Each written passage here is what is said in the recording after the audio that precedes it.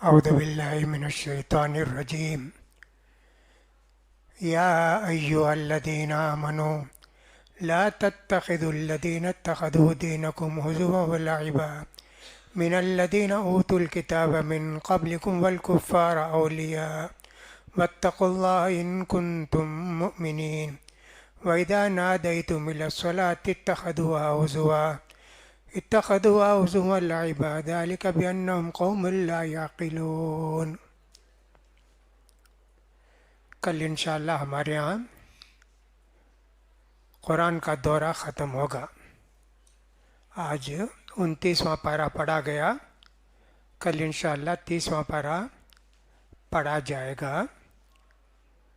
دعا قبول ہونے کے اوقات میں سے ایک وقت قرآن ختم کرنے کے بعد بھی جو دعا کی جاتی ہے اس کے قبولیت کا امکان ہے. اس لیے ہر سال ایسا کرتے ہیں، جب آخری رکعت پڑھ دیتے ہیں اس کا 2-3 منٹ دعا کر لیتے ہیں لوگ، پھر اس کے بعد دوسرے پروگرام ہوتے ہیں. دعا ختم کرنے کے بعد شیرینی تقسیم کرنا ہے کیا؟ جلال الدین سیوطی رحمۃ اللہ علیہ نے، جیسے کہ مجھے یاد پڑتا ہے، الاتقان کے اندر لکھا ہے، انس رضی اللہ تعالیٰ عنہ جب قرآن ختم کرتے، ہفتے میں 1 دن کرتے، 15 دن میں کرتے، بہرحال تو گھر کے لوگوں کو جمع کرتے اور کچھ پکاتے اچھا اور دعا کرتے. ایسی ایک روایت آئی ہے. اسی لیے ہم دیکھتے ہیں پورے مساجد میں ختم قرآن کے بعد شیرینی تقسیم کرتے ہیں، بوندی تقسیم کرتے ہیں، سمجھے میٹھی بوندی یہاں تقسیم کرتے ہیں. اس کو ہم بدعت تو نہیں کر سکتے، لیکن اپنی کوئی خوشی سے کرتا ہے، منع بھی نہیں کریں گے. حضرت انس اپنا قرآن ختم کرتے تھے اور اپنے پیسے سے اپنے گھر والوں کو کھلاتے تھے. اب ہم لوگ تو ختم تو نہیں کرے، سنیں، امام کے پیچھے رہ کر سنیں قرآن مجید، قرآن ختم ہوا، دعا تو کریں گے. اس کے علاوہ بھی اگر کوئی اس طرح کرتے ہیں تو ہم اس کو بدعت نہیں کہیں گے، جیسا کہ مساجد کے اندر ہوتا ہے. البتہ شیرین کے جو فاتحہ پڑھتے ہیں وہ بدعت ہے. آج چند آیتیں پڑھ کر یہ سلسلہ آج کا ختم کریں گے. اللہ فرماتے ہیں، اے وہ لوگ جو ایمان لائے ہو اللہ اور اللہ کے رسول پر، جو لوگ کہ تمہارے دین کا مذاق اڑاتے ہیں. ایسے لوگ جو سمجھتے ہیں کہ تمہارا دین مذاق ہے اور سنجیدہ کوئی بات نہیں ہے، یہ جو یہودی ہیں، عیسائی ہیں وہ اور کافر، ان کو تم دوستی نہ رکھو، ان کو رفیق نہ بناؤ.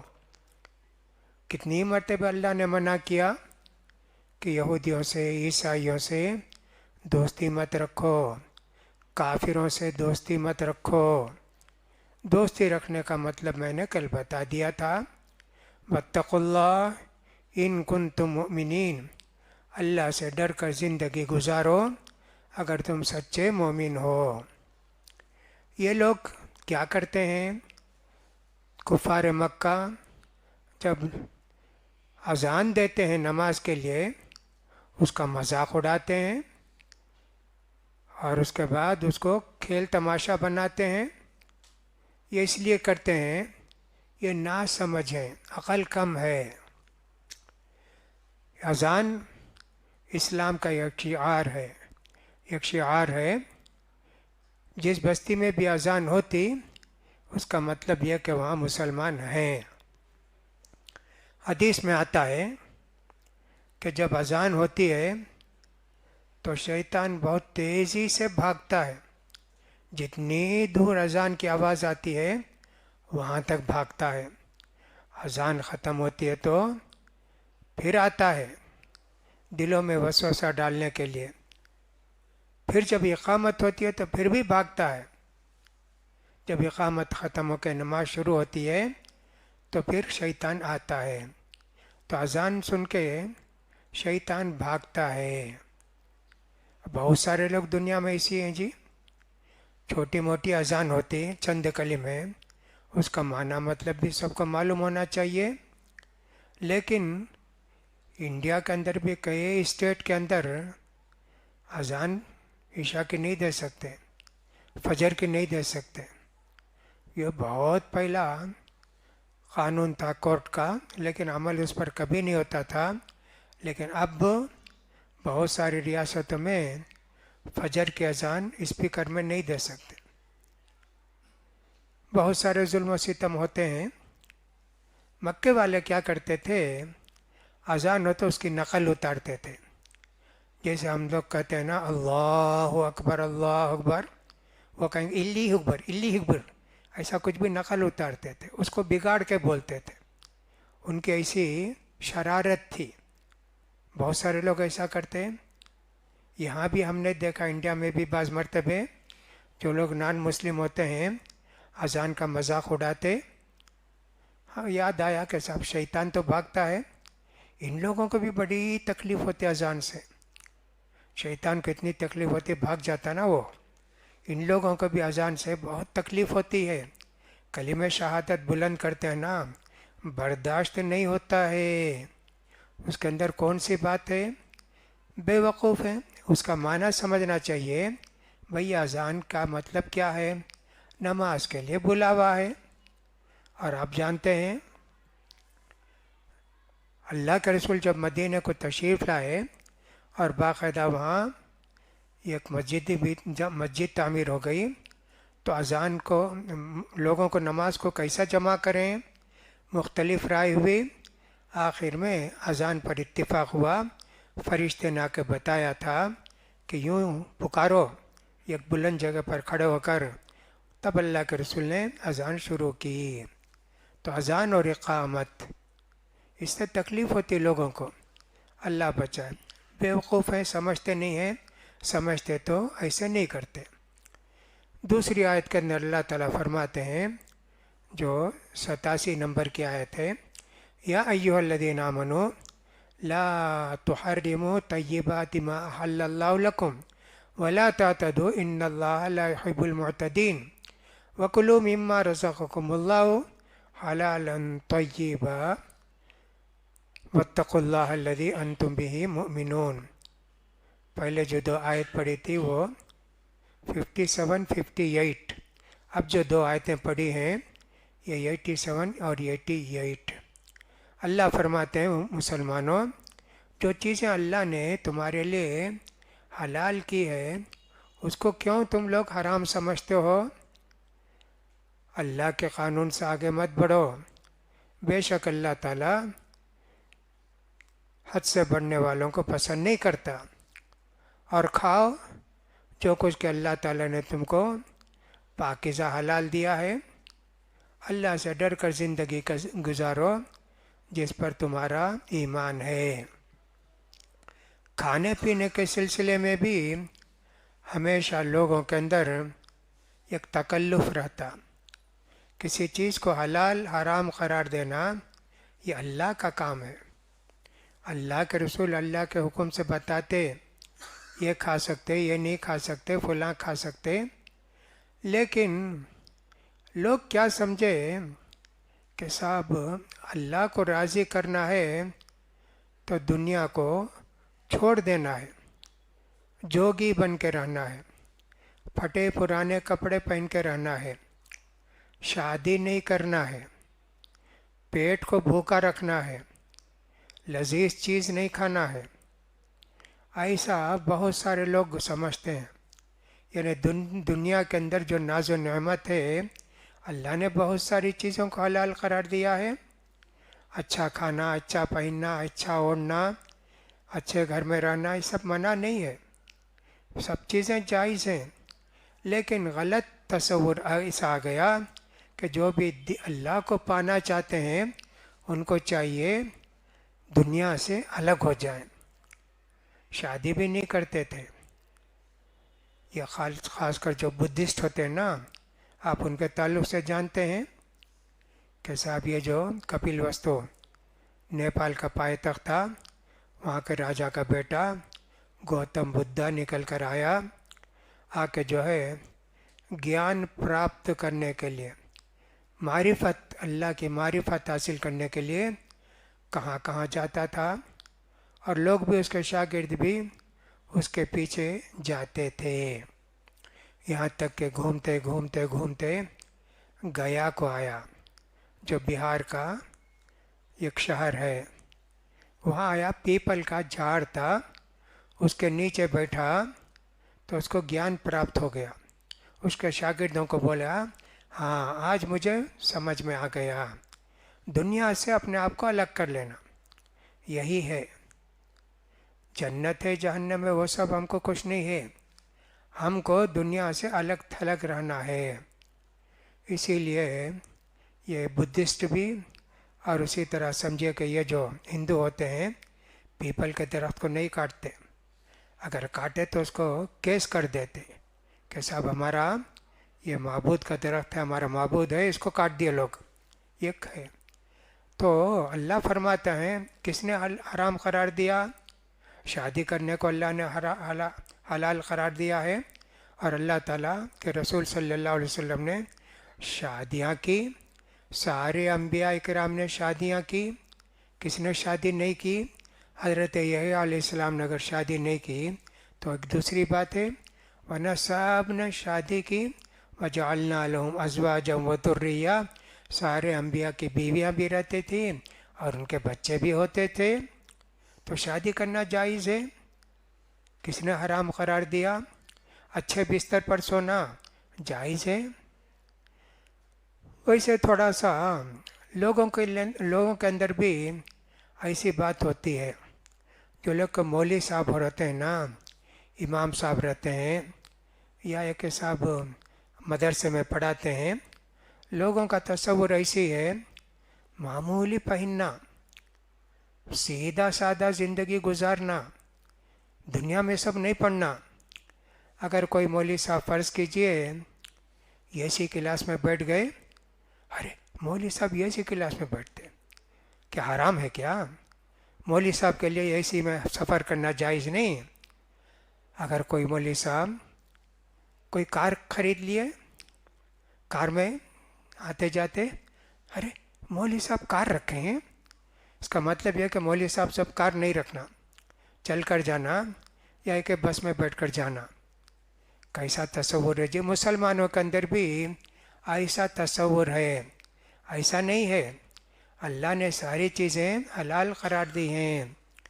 हज़रत उमर रज़ियल्लाहु ताला ने एक मरतबे देखे कि साहब ये रेशम का कपड़ा बिक रहा है, रेशम का कपड़ा बिक रहा है।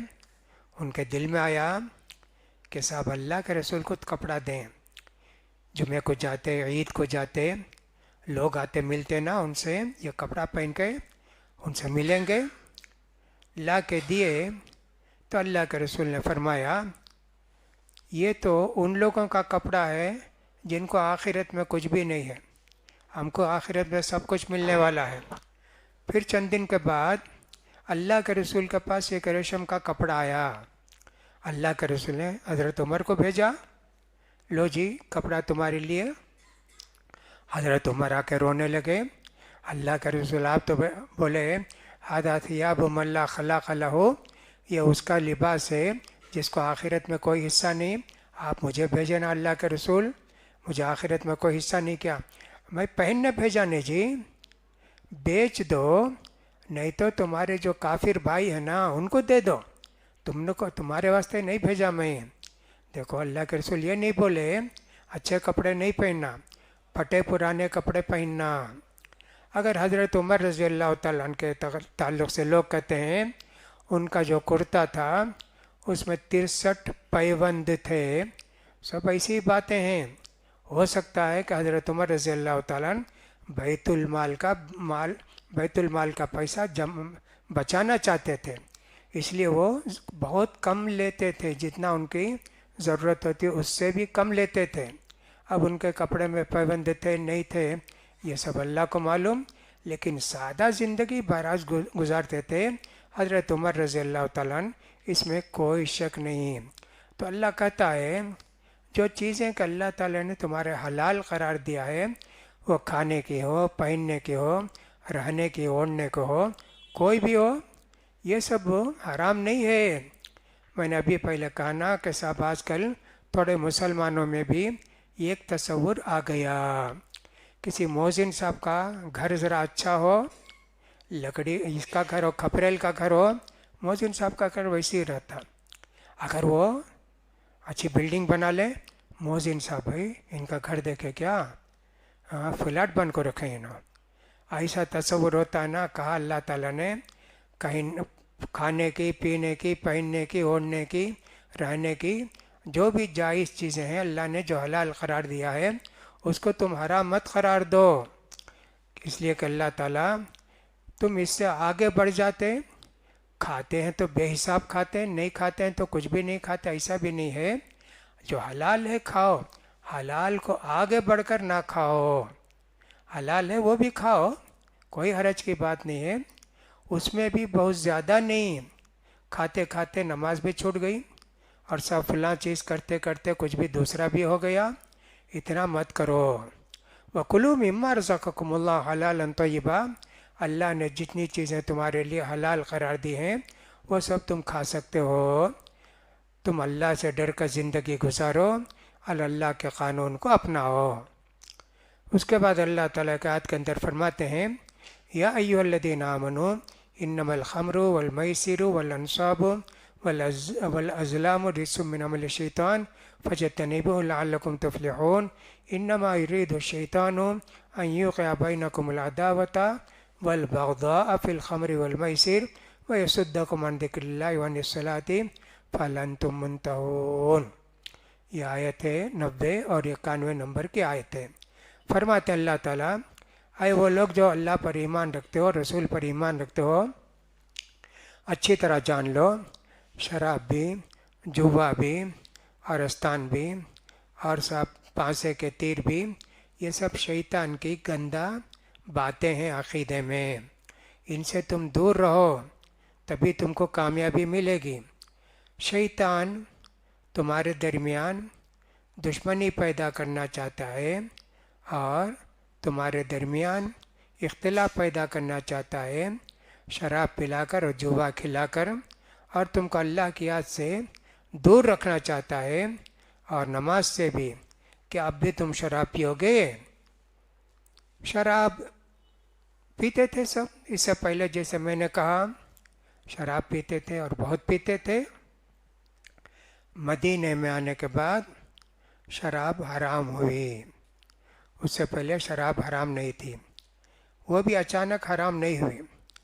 اللہ تعالیٰ نے کہا سورہ بقرہ کے اندر وَيَسْأَلُونَكَ عَنِ الْخَمْرِ وَالْمَيْسِرِ قُلْ فِيهِمَا إِثْمٌ كَبِيرٌ وَمَنَافِعُ لِلنَّاسِ، یہ لوگ آپ سے پوچھتے ہیں جوے کے تعلق سے اور اسی طرح شراب کے تعلق سے، ان کو بتاؤ اس میں تھوڑا فائدہ ہے، نقصان زیادہ ہے، اتنا ہی بولا اللہ۔